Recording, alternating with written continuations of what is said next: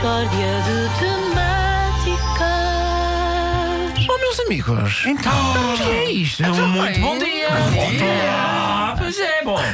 Na sequência do clamor social provocado pela mixórdia de ontem, à qual perdemos o controle quando descobrimos que Vasco Palmeirim é um veraneante geriátrico, Sim. nós tínhamos realmente de voltar ao tema para a segunda e última parte. Hoje vamos, se me permitem, analisar o que acontece quando se vai à praia em casal. Geram-se discussões sangrentas quando se vai à praia em casal. Mas porquê? Se não soubesse, só perguntar para ajudar. Eu sei, Pedro, obrigado. Quando se vai à praia em casal, em princípio, o elemento do casal que leva todas as bugigangas é o macho. O macho. Gostas de dizer isso? Sim. Vai carregado com tralhas. Quem? O macho. E normalmente vai à frente, como vai carregado, anda mais depressa. O macho. Chega a um sítio bom e pôs às coisas, Quem? não é? Quem? O macho. Ok. Nisto quem é que chega? É ela. E o que acontece é isto. A Wanda e eu vamos fazer a reconstituição de um destes momentos. Quem é que faz de macho? Eu. Porquê é que perguntas? Nada. Mau. Bom.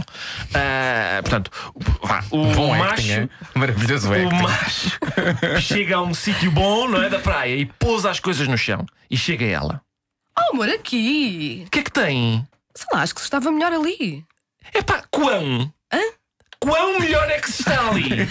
É um acréscimo de bem-estar na ordem de quanto? 15%? 40%? Vale a pena estar a pegar outra vez em tudo e... Vale, aqui não se está bem. E é isto. Atenção, elas é que decidem o sítio porque sabem sempre onde é que se está melhor. Nunca se está tão bem no sítio que o macho escolhe. E depois o macho tem de pegar outra vez em tudo e admitir assim perante a praia inteira que está a ser desautorizado. Pois é mau a escolher sítios. Vê-se os outros veraneantes a olharem para o macho, uns com pena, outros com desdém. Isto é mesmo verídico. Elas é que mandam nisto tudo. É verdade. Elas é que estão. Olha, Ricardo, outro exemplo tens? Tenho sim, Vasco. Tenho inúmeros. Oh, Wanda, vamos a outra Vamos lá. reconstituição. Tu fazes exatamente como estavas a fazer de desagradável. Peço desculpa, afinal não era acting. Não é... Portanto, concentrem-se.